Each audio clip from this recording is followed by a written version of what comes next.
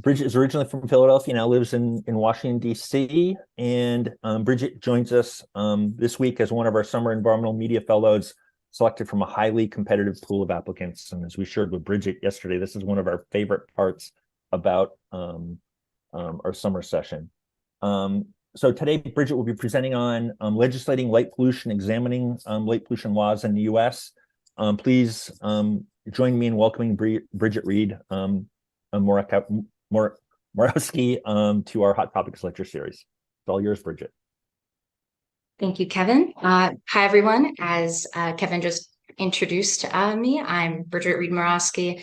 I'm excited to give you all this afternoon an overview on light pollution, just laying out the basis of what it is, how it, the different forms of it, and looking at, ways that it's addressed in the US. I'll give some background on myself. As Kevin said, I'm a freelance energy and environment reporter. Sometimes that does look like writing about frog ponds and amphibian conservation. I have an article coming out on that soon.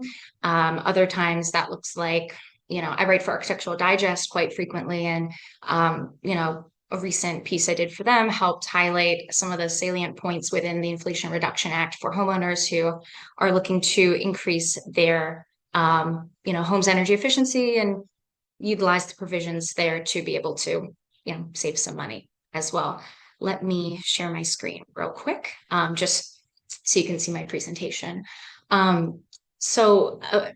As Kevin said, I do write the Northeast Daily Energy Newsletter for Energy News Network. I'm going to do a shameless brief plug for that because, even yesterday I had a professor here tell me that it's something that they recommend their students use to, keep up to date with different policy and development and projects in the development pipeline in the Northeast. So, basically we summarize energy and climate updates. Sometimes that's like just highlighting interesting profiles of people who are doing interesting work in the region. Sometimes it's, just daily news updates highlighting that a solar project has been completed or, a coal plant is closing or is facing litigation. So I encourage you to look it up and subscribe. It's intended to be very skimmable and practical. And even if the Northeast isn't where your interests are most focused, we also have separate newsletters addressing other regions as well as nationwide affairs, if that's more of interest to you. So I do want to take a moment to express my gratitude for the Vermont Law and Graduate School for accepting me into the fellowship this year, because, that's helped me be able to take this class I'm taking right now on ecosystem management law. I've already come up with a few different potential ideas for future coverage, which I'm really excited about. And, I'm also grateful for the time to explore Vermont, which is within my coverage area for the Energy News Network newsletter. But, frankly, it's one of the places in my coverage area I haven't been able to explore up until now. So, yeah, that is very, I feel very grateful for that opportunity. So I think that's enough preamble, and I'm going to move on to the heart of the presentation. So what is light pollution, right? I want everyone to take a moment to think about, the view from their bedroom window last night, especially if they were in a place like central Vermont. So, whatever that view was, as I said, if you were in Vermont and you weren't on a main street strip somewhere, maybe you saw the outline of some trees or landscaping, or maybe, a shed and cars parked in the driveway, something like that. Maybe someone's walking their dog, but you probably weren't seeing, it probably wasn't as if it was daylight outside, right? You probably couldn't make out lots of details. I sure didn't last night, from where we are staying in Vermont.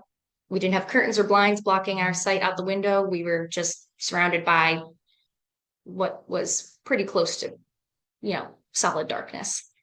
But if we rewind just a week later, a week before, to my house in DC, it was a very different story. I don't live on a main road or in the really downtown, commercial area, but, several streetlights illuminate right outside of our bedroom window. Many people on our block leave their porch lights on all night, and a neighbor in our back alley has a security spotlight on, which for a while was left on all night, and illuminated the whole back of the house and, pretty much any space that had windows facing that direction. And we also have outdoor spaces on the second floor, and we can see the glow of other more dense neighborhoods' lights in the distance.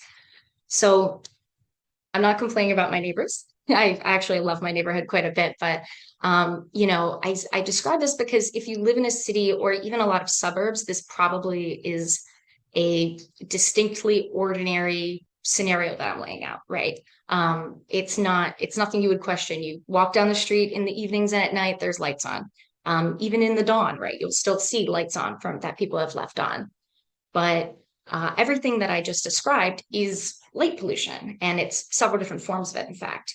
According to a January article in the journal Science, quote, the brightness of the night sky increased by an average of 9.6% per year between 2011 and 2022 because of more artificial lights, which a subsequent write-up of that study in Smithsonian Magazine noted is the equivalent of the brightness doubling every 8 years. In that same vein, a 2016 study published in Science Advances found that over 80% of the planet lives under light polluted skies. That number, if you're only looking at American communities and European communities, that shoots up to over 99%. So if you're thinking there must be an implication to living under such abundant brightness all the time, researchers that I've spoken with would say you're correct. But first, before we get into what the implications are and what some of the, ways that communities are addressing this issue are, let's, first define the different types of light pollution. And just keep in mind that some of these sources of light pollution probably don't fit snugly in one category. Some of them you might think to yourself, oh, well, that sounds like it could be a few different kinds. So one type of light, so I didn't have a photo for this one that I'm about to discuss, because it's something that I found wasn't I wasn't able to find an individual photo that only showed this kind of light pollution. But one type of light pollution is known as glare, which in this context means artificial lights that are too bright. So glare might impair your vision temporarily and or cause discomfort. An example, anyone who's driven a car at night, an example could be a car's high beam shining on your face. That's an example. It might not be light pollution in that sense because it is targeted, but it's still an example that we probably all can agree is glare. And as you can see in this photo here, light trespass is another form of light pollution. That means that lights are beaming into someplace they shouldn't be. Again, using the example of the spotlight in my neighbor's backyard that illuminates our kitchen, or in this photo, street lights that are clearly beaming right into someone's bedroom, presumably until those lights shut off in the morning. That's not where the light is supposed to go, right? The intent of these lights is to illuminate the sidewalks, not to illuminate every window that happens to be nearby. A third form of light pollution is called sky glow. That's the combined illumination of all of these poorly designed light sources that are, sending light skyward, essentially, rather than toward its intended use locations. So again, using the example of the sidewalk, the lights aren't only illuminating the sidewalk, they are lighting the whole space above it. They're lighting spaces adjacent to it, even though that's not the intention. And as you can see, and as you've probably seen if you've ever gone to an overlook at night of a city, that creates an artificially bright arch in an urban or densely populated area at night. Again, an overlook, if you've seen other nighttime photography examples, you know about the halo I'm referencing. But here's an example. In areas with sky glow, it's difficult, if not impossible, to see the stars. So these definitions I'm paraphrasing, Dark Sky. That's an organization focused on light pollution mitigation. They recently changed their name from the International Dark Sky Association. So you may be familiar with that name, but Dark Sky is, I want to say, only a couple months old as their new name. They're again, they're focused on mitigation advocacy, and they operate certification programs to help incentivize communities to do the same, but we'll get into that more later. Another facet to keep in mind here is that light pollution isn't solely about poor lighting design and location, but also about the color temperature of bulbs. So according to Harvard Medical School, for example, blue wavelengths are often found in electronic screens, which, we hear about that fairly often, about the blue light effect and having trouble sleeping from our screens. But it's also found in energy efficient lighting. And it's actually beneficial for us during the daytime hours, but once it's supposed to be dark out, once our circadian rhythms are telling us time to wind down, time to go to bed, that's when it's bad for us. There are links to, Harvard Medical School notes that there are links to suppressed melatonin levels and, again, disrupted circadian rhythms. But the total health impact on humans is still being studied. I'll provide it, and I also have a color temperature scale later on the presentation that will highlight, kind of where these gradations are in what's appropriate color temperature bulbs. So now on an individual level, a single misdirected, overly bright or overly blue outdoor light is just annoying, right? But across the globe, there are now so many lights, many of which aren't designed with light pollution mitigation in mind, that it's tied to something worse than annoyance. Population level human and wildlife health concerns are becoming more prominent, as well as, there are impacts to energy demand and astronomy when we use so much inefficient lighting, that it becomes a pollution level concern. Mammals, birds, humans, plants, reptiles, none of that evolved for millennia with so many artificial lights around them all night. That's only within, recent history that we've had that. So we're only now beginning to understand what that means for us and for them. And as I noted earlier, the amount of additional light that we are projecting onto the planet is growing every year. So let's look at some known impacts to wildlife. We can start with examining how light pollution impacts migratory birds. I published an article on the topic with Next City recently. They're a nonprofit newsroom focused on equity, justice, and urban transformation. So specifically, I explained the hurdles that Audubon says existed for their local chapter in Philadelphia to get a voluntary light pollution mitigation effort off the ground among commercial building managers. Those hurdles existed until over 1,000 migratory birds died one evening in Philadelphia's Center City area, where there's lots of, up until recently, very lit towers, skyscrapers, apartment buildings, and so on, right in the downtown core. And that mass death was attributed to light pollution impacts. As you can see in the photo I'm showing here, this is actually a photo I took at a light pollution exhibit in DC that recently opened up. These are birds that were collected by volunteers in DC and Baltimore. You can see the different species that are being, you're not able to read the tags, but you can see that there is, feed up evidence, so to speak, that this is occurring, and that it's not affecting just one species, it's affecting a variety of birds.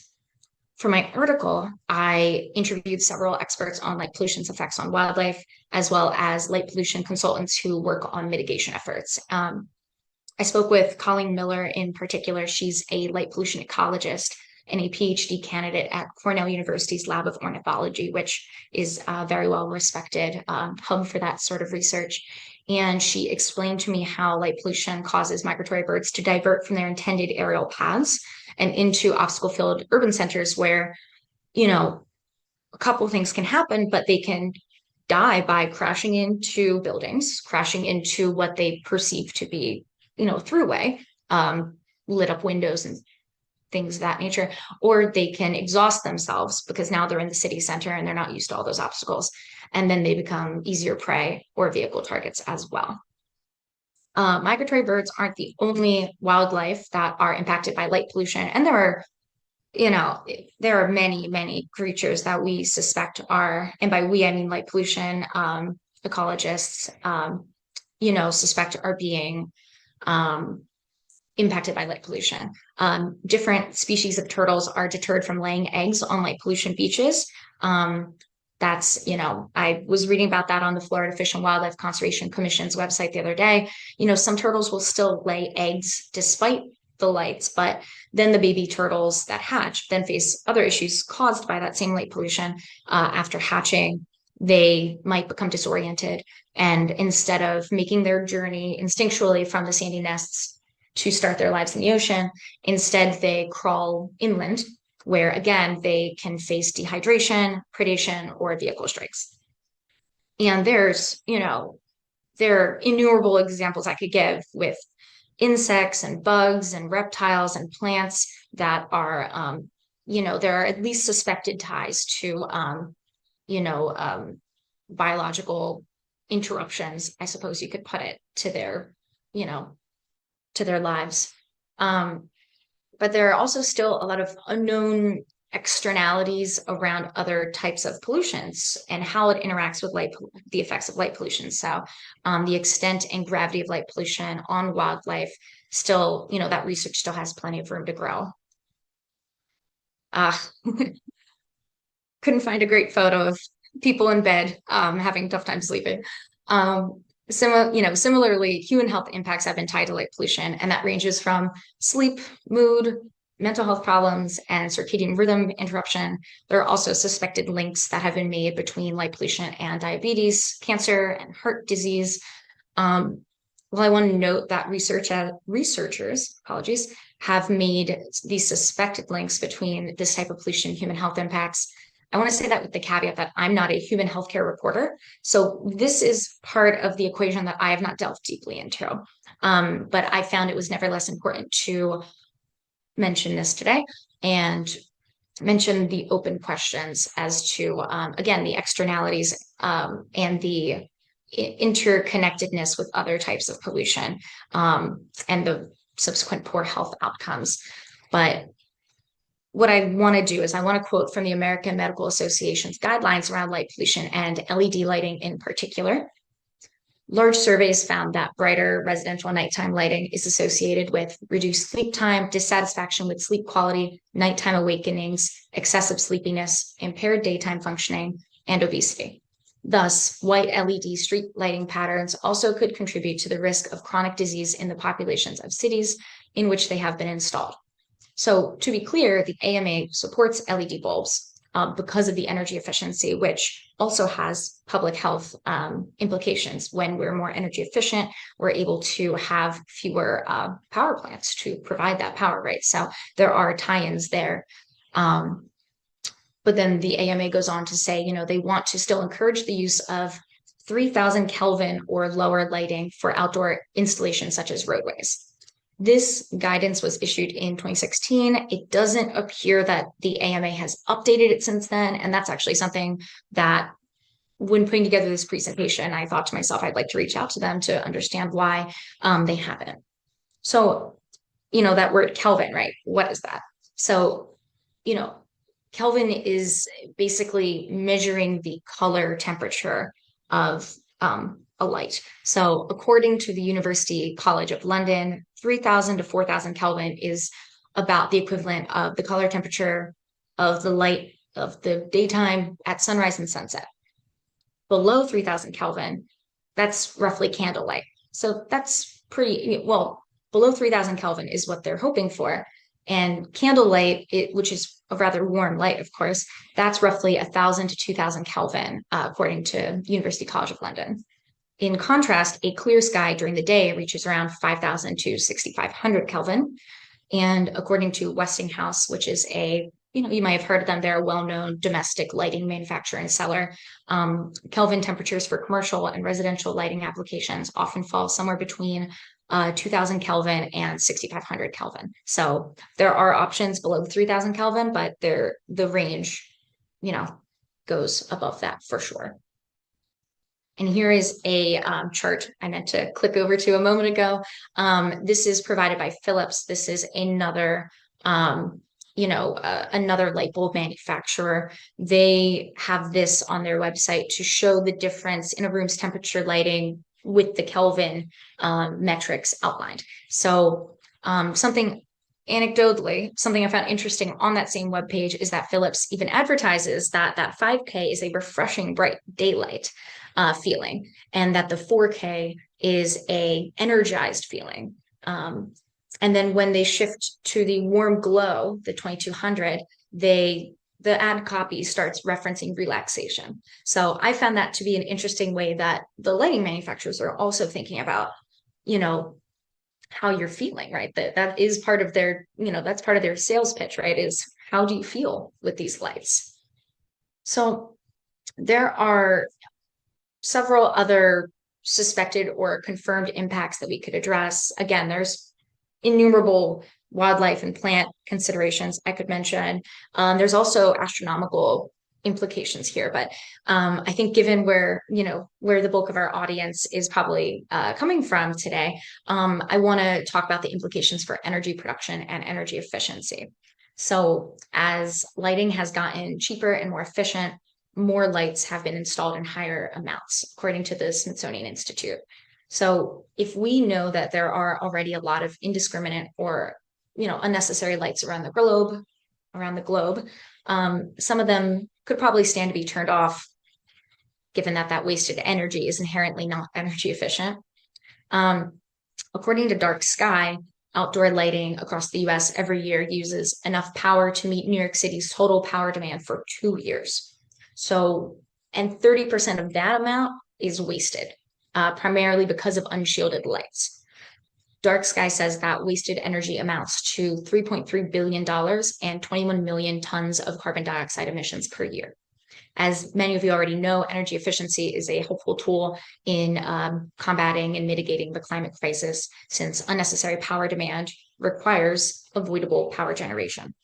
But as mentioned earlier, energy efficient lighting has often been installed in bluer tones, but that doesn't mean we have to give up on energy efficient lighting altogether. We just need to be smarter about where it's cast and the color temperatures that are being selected. There are also newer smart bulbs that let you alter that color too. I have color changing bulbs in my office space at my home, and those are almost always set to very warm tones. And we'll have the warm tones all evening when we're having dinner and such. So what is being done to mitigate light pollution? I referenced it earlier, but I want to reiterate, Darksky has certification programs. They encourage dark skies over artificially lit, as opposed to artificially lit, light polluted skies. If you've ever been to an international dark sky place, sanctuary, park, reserve, community, they're the organization that are certifying that location as such, meaning you can see the night sky and there isn't light pollution interfering. As of this past January, there were 201 certified dark sky places. That's one facet of the certification program, representing various degrees of darkness, from the darkest public or private lands on the planet to entire communities that are intentionally planning and enforcing policies to preserve that natural night sky condition. There was another slide there. And it was going to show you a photo of Flagstaff, Arizona, where they were the first community to receive a dark sky certification from the nonprofit. Part of keeping up with that certification is filing an annual report with Darksky that outlines its progress on creating and maintaining naturally dark spaces. In Flagstaff, that looks like creating lighting zones that dictate the types of lighting that can be used in different parts of the city, as well as working with building developers to make sure dark sky priorities are incorporated in new plans. There are other projects and studies and requirements that Flagstaff has put in place or set, but I think this one in particular was very interesting to me. At least in a recent report that they filed with Darksky, they noted that they had taken away the requirement to have streetlights in at least one new housing development that had been proposed and planned for their community. So, which of course, there aren't too many communities you go around, at least in the US, where you're walking around on a public sidewalk or even a private sidewalk, even a, cul-de-sac tucked away somewhere where there aren't, streetlights everywhere.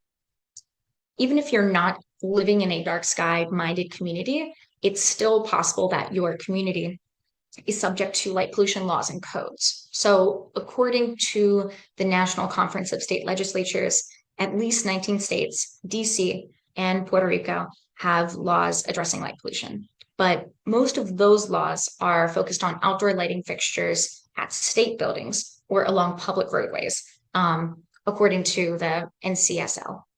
And that, they might be, often those requirements are around around making sure that the light fixtures that are there are only casting their light downward. So whereas some laws might also require low glare or low wattage light bulbs, or they might also have time restrictions on when lights can be on, maybe certain times of year. Again, with the example with the sea turtles, right? There are, times of year where you want to have, where you want to prioritize their breeding access on the beach, their nesting access that is on the beaches, and you want to make sure they have a successful breeding season. So, during those times, turn off the lights to make sure, you'll have to turn off the lights to make sure that they can do that. But other places might have laws that are saying, well, between these hours at night, you don't need your lights on, right? I don't know off the top of my head what those time periods might be, but you can envision that there are probably time periods that aren't heavily trafficked street times. And outside of the US, there are other countries that have light pollution mitigation laws in effect too. I just want to mention Slovenia as one example, because they were the first country to pass a national level light pollution mitigation law, according to the BBC. Their policies require all outdoor light, and similarly to, as I said, in the US, where local ordinances or state laws might be outlined, those policies require that outdoor lighting be shaded and also within a specific brightness threshold. I actually learned about Slovenia's light pollution leadership because of the light pollution exhibit that's in DC. It's at the Smithsonian's National Museum of Natural History. It opened in late March. It should be open, from what I've read, through December 2025. And I mention it because I know that quite a few of us probably take time in DC once in a while. So it's something to go check out if you have some time. And as I alluded to earlier, there are lights off programs like the one I mentioned in Philadelphia. I know Pittsburgh has one. I'm pretty confident that Houston has one. And that there are many cities across the US that have them. But they are often, voluntary, right? So this is, these are usually, when it's a lights off program like the one I wrote about, that is about, mitigating the light pollution impacts on wildlife migration or breeding corridors. And different Audubon chapters have found strong success in reducing bird death and injury through such programs. I know that Chicago has seen, Chicago's Audubon program, they've seen strong data from the past 20 years. From a 20-year period that was recently published. I believe it was recently published in the past year or two. And then Philadelphia, the Philadelphia Audubon chapter, they've seen very strong results from the 2 years that the program has been in effect so far. So, and also, of course, Florida, lots of sea turtles coming on the beach there. They also offer model lighting ordinances. So, for local governments to take and develop their own light pollution mitigation policies at that local level to protect hatching marine turtles and improve nesting habitat and overall breeding success. But at least with voluntary programs, it's not as simple as turning off the lights at night and getting people to sign on.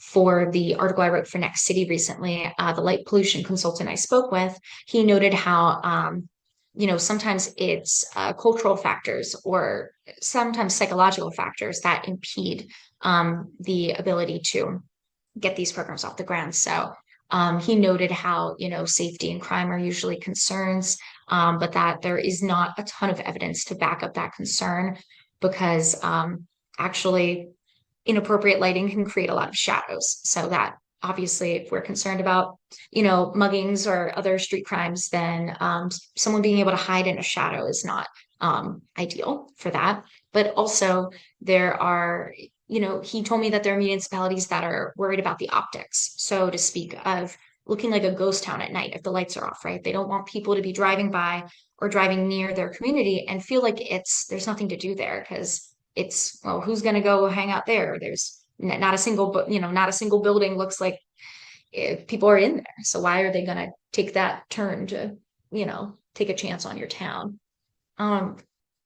So, you might be wondering, okay, that's stuff that other people have done, that, other people can do, or at the government level, maybe you want to have some change at your own home, as much as possible. So, like a lot of environmental concerns, there's only so much beyond political and social organizing that someone could do on the individual level to affect change in this regard. But Dark Sky and a few different federal agencies have posted some suggestions for, things you can do to try and mitigate light pollution's effect on yourself or, the greater ecosystem around you. So, with birds, actually something that came up quite frequently.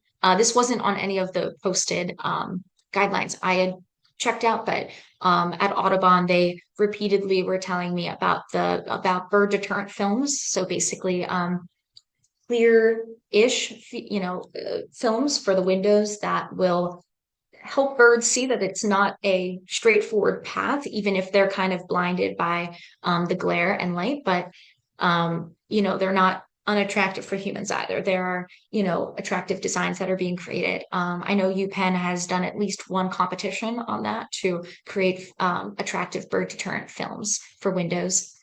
You can also, some things that might be obvious coming off of what I've said, right? If the lights are being left on too long outside, maybe using a dimmer, using a timer and motion sensors to only activate those lights when you actually need them. And you can also use a dimmer to be able to not have it be so bright. And you can also swap out for warmer bulbs for both your indoor and outdoor lighting fixtures. There's also, the fixtures themselves, of course, once you feel like you can make a swap over, make that investment. There are different resources out there for identifying light fixtures that are appropriate. I don't want to get too in the weeds on that sort of thing, right? But I would, if you're interested, Dark Sky has a resource search tool for identifying those different light fixtures that are designed with light pollution in mind. But if you're not able to find it, feel free to reach out. I can forward the link. So thank you all for your time. I, try not to get into the weeds too much on anything because I wasn't sure how much people already knew about light pollution in this audience. But I hope you did learn something about light pollution today and its impacts. As I think you can see, I think a consistent theme of what I've been saying is there's still a lot we don't know. And I'm very keen to continue covering developments and highlighting new policies.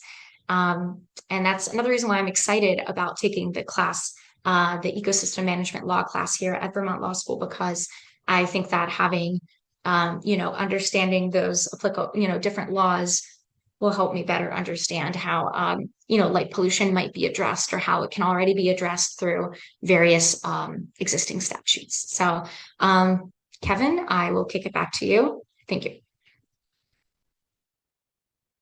Great. Well, thank you, Bridget, for that.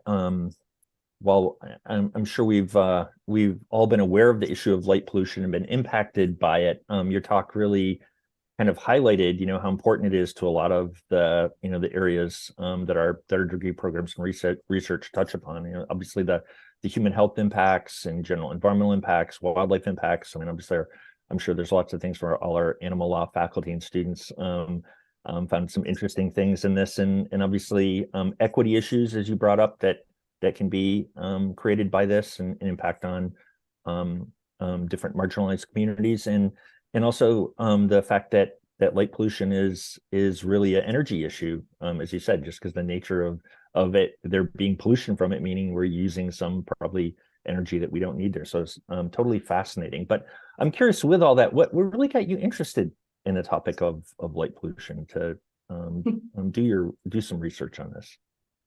Yeah, I think you know, that's an interesting question because I don't think there is one specific thing, but I will say, growing up, there was a lot of discussion around, personal responsibility around the climate crisis, around different environmental crises. And as I mentioned, there's only so much people can do on an actual individual level. I personally strive to do what I can, but at the end of the day, I recognize that it's not just my own actions, but one of those tropes that, one of those things you always hear, right, is turn off the lights, And so I remember, just even in college being like, how much is this actually, impacting things and reading a little bit back then. I'm 29. So this, back when I was in college, maybe 7 years ago.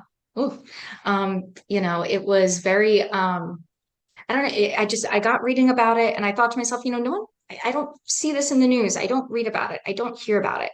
And, as I progressed in full-time positions, that light pollution was not something that was part of my beat.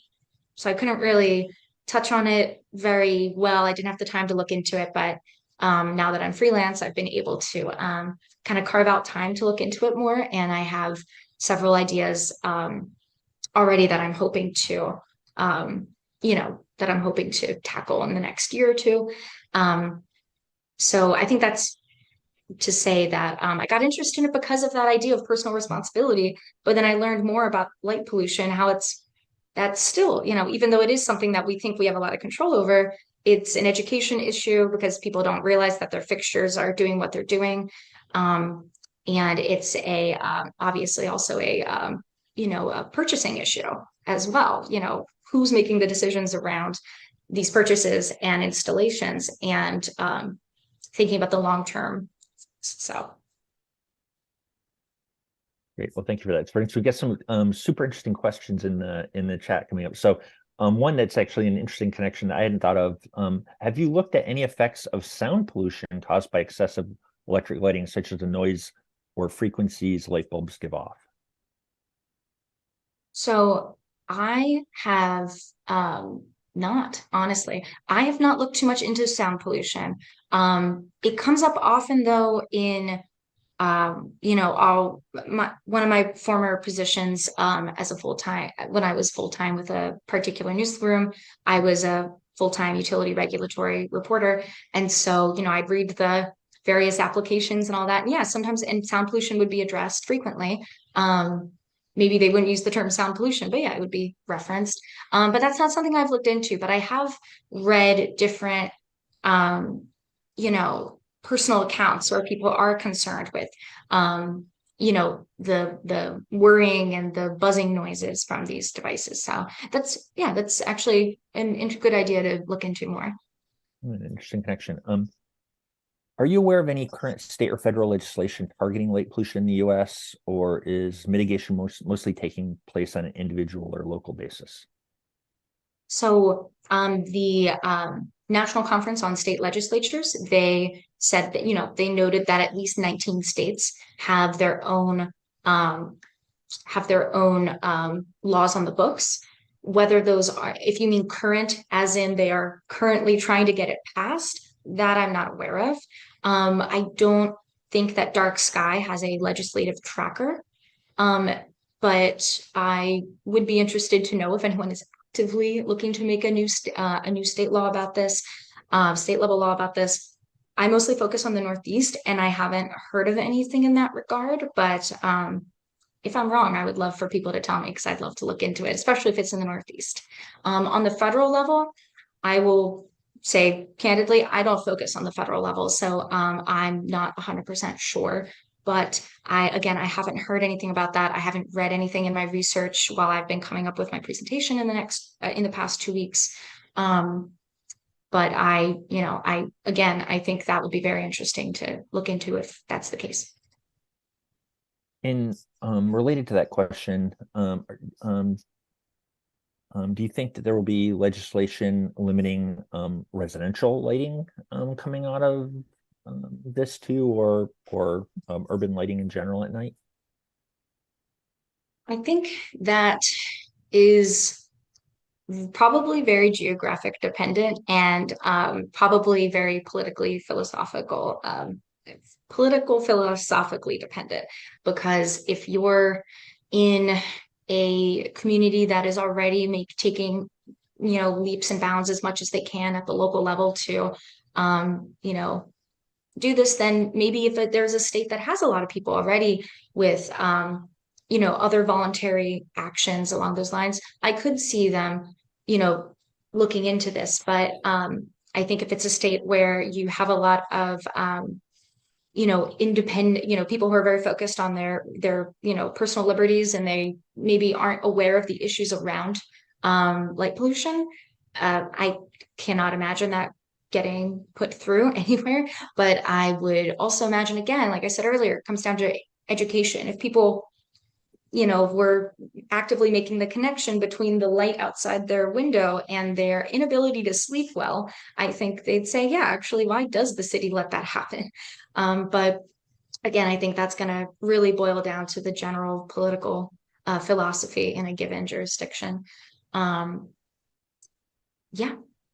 Yeah, I mean, as a former city councilor, I can see, it's certainly noise ordinances and noise issues. I can't see why, light, coming across the property boundary and impacting residents won't. Yeah, to lead your that point, same Kevin, standard. to your point, Kevin, someone else I spoke with for a different light pollution article, they said with light trespass, right? Remember, that's the example I provided where the light's going where it shouldn't. And sometimes that's into people's homes. And he said, I'm paraphrasing him, but he said something funny where he was like, there's no other form of pollution really where, like, if your neighbor is putting it into your kitchen or your bedroom, like, you wouldn't feel like you could go over to your neighbor and be like, hey, by the way, your tobacco smoke is going right into my kitchen every day, or like, do you think we could find a way for you to maybe smoke on the other side of your house or something, or if they had a hose that happened to somehow be leaking into your house, I don't know, like, you wouldn't say, oh yeah, that's fine. So he put it to, it's like, what other thing do we let people just put into our homes, and it bothers us, but we just suck it up and say that's fine.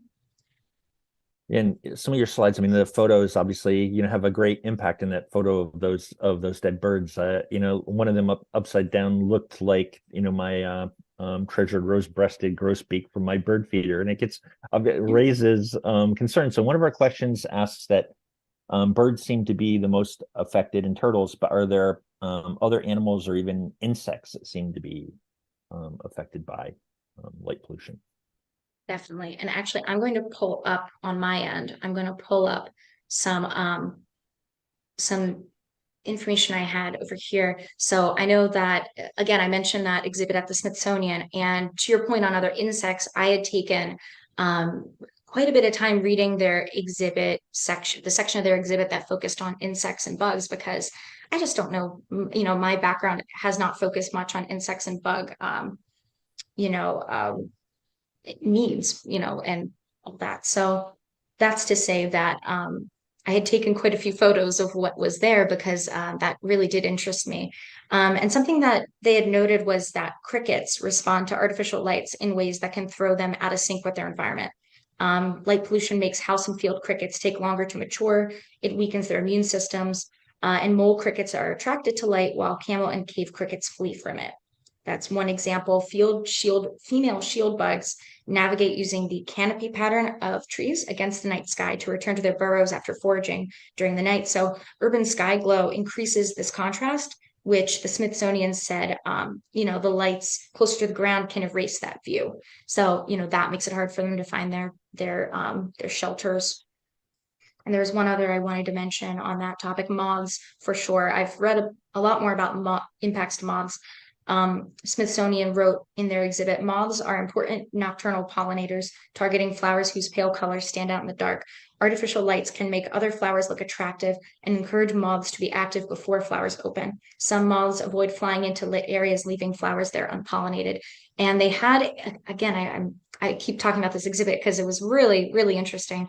There was an interactive space in the insect part of the exhibit where you could, it kind of like had different brightnesses of lights, and you could see how, okay, once you turn on the regular, the outdoor lights, it really fades out the ability for these moths to see, to detect what they're looking to detect in the night, even if it is that pale color that under a dark sky, they'd be able to actually,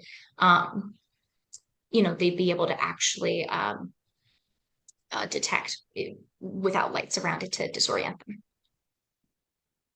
them. So here's another question. It says, Massachusetts is the only state in New England without legislation regulating light pollution. How would you suggest helping to promote a bill other than writing representatives? Can dark sky help with this, for example? So as a journalist who focuses on the Northeast, I don't think I can appropriately respond to, especially since I want to cover light pollution. I don't, in the future, I don't think I can appropriately respond to a question about promoting a bill, in a more detailed way than, that you're suggesting here. But again, dark sky does offer model legislative model ordinances. And there are, dark sky is one very prominent nonprofit focused on this issue, but there are others that are smaller, and there are a lot of local level activists as well scattered across the country. So I'm sure that a lot of those people have a lot of very detailed ideas they've been percolating on for a while. So I think I think that's the best answer I could provide given my day job. Great. Well, thank you. So, I mean, obviously, as a journalist focusing on this topic, you must, have your thoughts on areas where there's not enough information, maybe where it'd be good to have research. And I just wonder if you have any thoughts about areas for, students or faculty or other researchers on either the policy area or science area where you think, there are kind of holes out there that having additional research would help you as a journalist to, help educate the world about these challenges? That's a really good question. I think that's something that helps me, right? Because I like to do a lot of feature treatments. I like to, especially narrative treatments. And, the more case studies that are out there showing, like, yes, we went and we saw that in this community in Arizona, where, they have had these light, I want to say Flagstaff was certified back in the 90s. Don't quote me on that, but I'm pretty sure it was the 90s. And so that's to say, it'd be very interesting to have, to compare the health outcomes of people in those communities that have had long-term light pollution mitigation efforts in place compared to New York City or Philadelphia, where I'm originally from, or, Washington, D.C., where I live now. So that's, yeah, I think that's what I would, that's what I would say. But I probably, if I thought about it for a few more hours, I could come up with a whole list. So hit me up next week, honestly. All right, we have one last question. Will be our last question for today. What reader response to your light pollution? What's reader response to your light pollution coverage? Are people mainly supportive or dismissive? The extent you know what your readers are thinking about it. Yeah, actually, that question's hard to answer because with Next City and EcoWatch, which are the two publications that I've written, that I have published articles with on the topic, there are other ideas, like I said, that I'm percolating on, and I have tentative editor interest later this year. But for those two publications, they don't have a comment section. And so it is, I'm one of those reporters who does read the comments, much to my mental health, talking about mental health impacts. But I think that's to say that I'm not sure. But when I talk to people one-on-one in my community, sources who don't focus on light pollution, but I just throw out a question at the end of the interview, like, by the way, I'm just curious if you've thought about this kind of thing. I don't think dismissive is the word. I think closer to neutral. like I think it's still not really hitting people because I think that a lot of people still think of it as like the turtles, the birds, which I think a lot of us would love if everyone would intrinsically, make changes based solely on those concerns. But I think, again, like I said, I'm not a healthcare reporter, but I do think that going forward, that is something I'm hoping to learn more about because I think they're, understanding how to read through those human healthcare impacts and conduct educated interviews, right, on the subject because I think there are a lot of questions there, and I think that human health impacts would be, just based on my experience with energy and other forms of environmental reporting, that tends to be where people get more interested. It comes down to where it hits their wallets. So again, focusing on the energy efficiency, those articles focused on saving money tend to have a lot more clicks in my experience from what my editors have shared with me. But then anything with, people's health where they feel some kind of connection to it. So. Great. Well, Bridget, thank you so much for sharing your information and knowledge on this fascinating topic. Thank you for being here with us for 2 weeks as part of our Media Fellows program, and I hope you really enjoy the remainder of your time here. And thanks to all that have been viewing today, and thanks for the great questions from the audience. We're going to do this again next Tuesday at the same time, so come back and join us next Tuesday.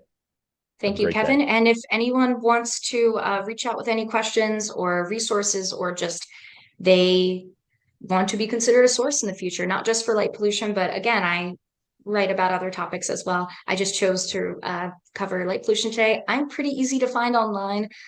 So Bridget Reed Morawski, look it up, and my email, my website, all that jazz. Website's under construction, actually. Don't go to my website, but my LinkedIn, all that stuff, it's there.